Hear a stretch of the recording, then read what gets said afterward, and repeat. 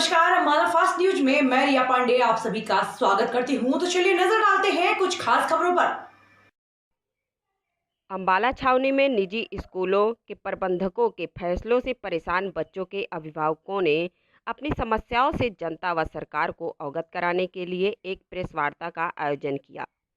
अभिभावकों ने बताया कि स्कूल प्रबंधक वार्षिक चार्ज को ट्यूशन फीस में शामिल करके 12 किस्तों में वसूली के लिए दबाव बना रहे हैं। इसके अलावा उन्होंने बताया कि बच्चों की फीस न देने के कारण क्लास से रिमूव कर दिया था, जिसे बाद में विरोध करने पर पुनः दाखिल किया गया। इनेलो प्रदेश प्रवक्ता ओंकार सिंह ने सरकार पर जमकर निशाना साधा।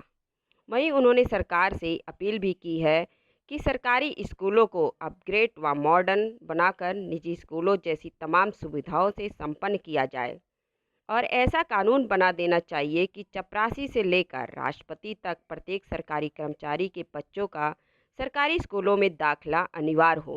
ये 1 तारीख को पीकेआर जैन स्कूल में एक प्रोटेस्ट हुआ था। वार्षिक शुल्क प्रचलन को बंद करने के लिए हम ये नहीं कह रहे कि कोरोना इसको माफ़ किया जाए, हम इस प्रचलन को फॉरएवर बंद करना चाहते हैं कि ये जो वार्षिक शुल्क प्रचलन है बंद हो। 1 तारीख को पीकेआर जैन स्कूल में एक प्रोटेस्ट हुआ जिसमें इन्होंने ये प्रोटेस्ट किया। कम से कम 200 व्यक्ति जो पेरेंट्स हैं वहाँ पर इकट्ठे हुए और वहीं पर इसका एक शुभ नाम दिया गया अभिभावक परिवार मंच हरियाणा। जो ये अभिभावक परिवार मंच हरियाणा है, ये पीकेआर स्कूल में एक व्हाट्सएप ग्रुप बन चुका है, एक पेज बन चुका है फेसबुक पर, और उस पर काफ़ी कमेंट्स, काफ़ी लोग सुझाव दे रहे हैं, लोग जुड़ रहे हैं और काफ़ी लोग परेशान हैं वार्षिक शुल्क को लेकर। ये गुंडागर्दी है और ये जो लूट प्राइवेट स्कूल कर रहे हैं। मासिक शुल्क का तो समझ लगती है कि आप ट्यूशन फीस है, टीचर्स पढ़ा रही हैं, आपका इंफ्रास्ट्रक्चर है, आपका पानी बिजली का बिल है, टीचर्स की सैलरी है, उस चीज़ का तो समझ लग रही है। जो वार्षिक शुल्क एक बहुत बड़ा झोल है। जैसे कि आप सबको पता है कि 11th क्लास 10th का अभी तक रिजल्ट आउट नहीं हुआ है। मेरी बेटी 11th में गई थी, तो उसमें क्या किया गया कि 1 तारीख को जब हम सारे के सारे 10th के कैंसिल हुए जब तो उन्होंने 9th मई को एक वो बनाया, ग्रुप बनाया कि 11th क्लास की स्टडी स्टार्ट होगी।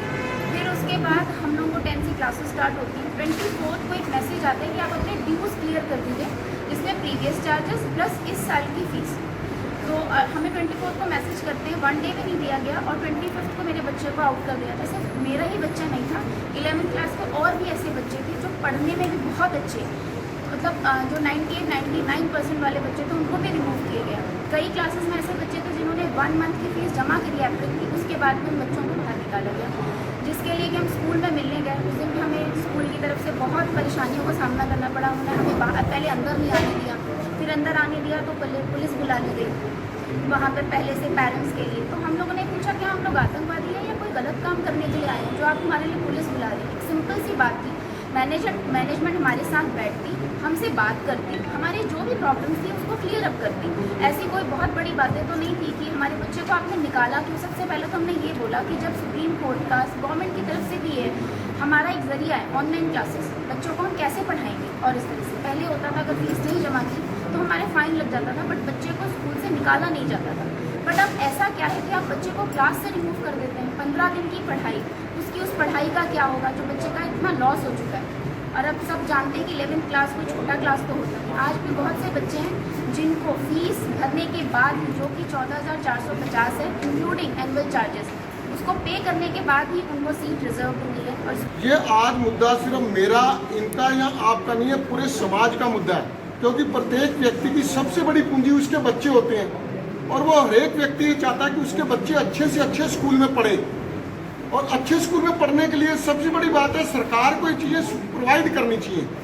मैं आपके माध्यम से सरकार तक एक आवाज़ पहुंचाना चाहता हूँ कि हमारे को भले ही सड़क ना बना के दो, नाली ना बना के दो, हमारे को 2 चीज़ें जरूर कर दो, एक स्वास्थ्य और एक शिक्षा। अच्छा स्वास्थ्य मिले ताकि हमारे में से कोई बीमार हो उसका इलाज अच्छी तरह से हो सके। दूसरा, हमारे बच्चे जो हमारा भविष्य तो हैं, हमारे बुढ़ापे का सहारा तो हैं, वो देश का भी भविष्य है, उनकी शिक्षा फ्री होनी चाहिए, हर लेवल पे फ्री होनी चाहिए। हमारे संविधान में राइट टू एजुकेशन तो लिखा हुआ है, लेकिन राइट टू एजुकेशन एप्लीकेबल कहाँ हो रहा है? सरकारी स्कूलों में, जहाँ कोई जाना ही नहीं चाहता। वहाँ की पोजीशन ऐसी है कि वहाँ के टीचर की तनख्वाह कम से कम 30,000 से लेकर 1.5 लाख रुपया है और वहाँ की एजुकेशन का लेवल 0 है। और जबकि प्राइवेट स्कूलों में उन्होंने क्या दिखावा कर रखा है, वहाँ के टीचर जो है 5,000 से लेकर 15-20 हज़ार रुपये तक तनख्वाह लेते हैं।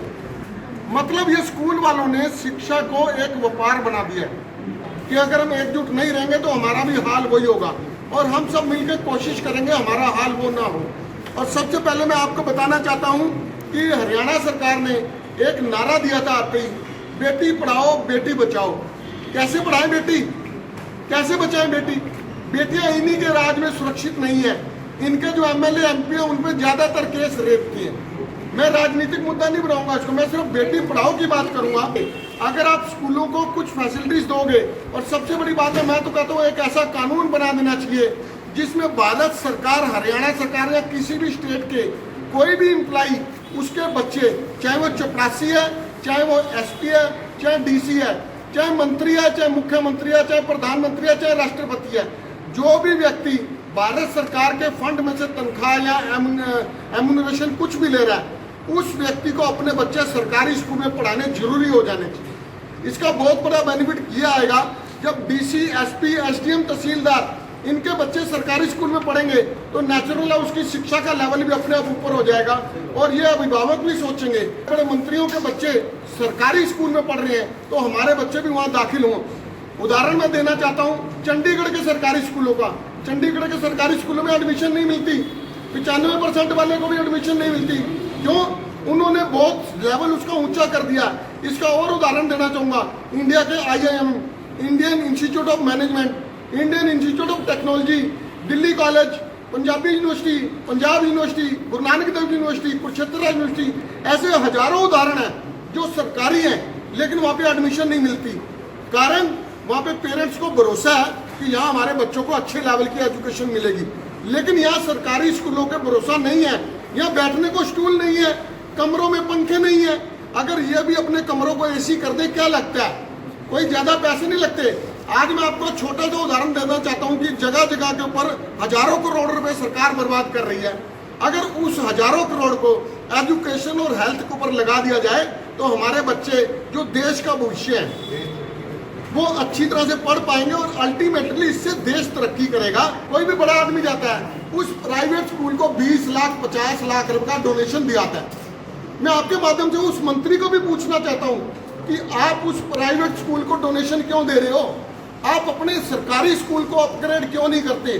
क्यों नहीं सरकारी स्कूलों के कमरों में AC लगाते? क्यों नहीं उसके बेंच व्यवस्था ठीक होती? टीचर तो आपके पास 1-1 लाख 1.5 लाख रुपए सैलरी वाले हैं, लेकिन आपकी व्यवस्था 0 है। और मैं मांग करता हूँ किसी भी प्राइवेट स्कूल को, चाहे किसी भी धर्म जाति का हो, मैं इससे ऊपर उठ के कह रहा हूँ, किसी भी प्राइवेट स्कूल को कोई भी मंत्री संतरी कोई भी दान ना दे। अगर दान देना है तो सरकारी स्कूल को दे, अगर दान देना है तो सरकारी अस्पताल को दे।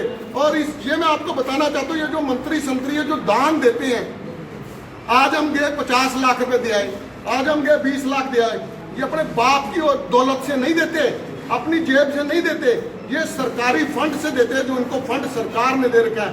और वो फंड क्या है? वो फंड हमारा है। हम एक माचिस की डिबिया भी खरीदते हैं, उसके ऊपर भी GST देते हैं।